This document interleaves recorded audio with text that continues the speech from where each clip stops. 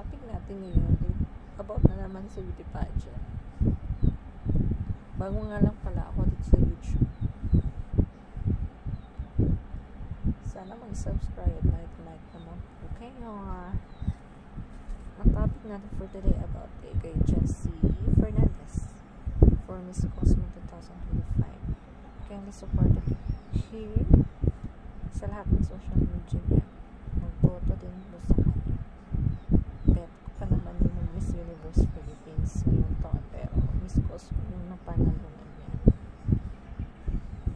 Nasaan talaga, manalo na talaga sa visit ng Miss Cosmo. Tinatawag na ng cash mo. Ganda niya. Hindi man siya manalo dyan. Hindi pang Miss Universe Philippines siya. Sali. Ang ganda niya talaga, be.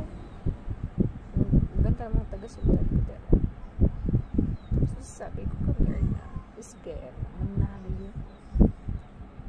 Sure na yun. Ang galing yun. Ito sa top 5. Kuha na yun. Tapos marami naman din panalo yung Miss International Philippines. Pero sana naman ngayon taon manalo ulit yung Pilipinas. Lapit na Miss Universe. Excited. Same world competition na bukas. Sana galingan talaga niya sa swimsuit competition kasi talaga yun mahina si ate swimsuit. Pero maganda talaga. Sana husayan yung pasarela.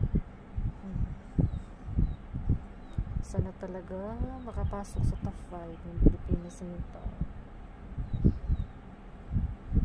Keep voting po.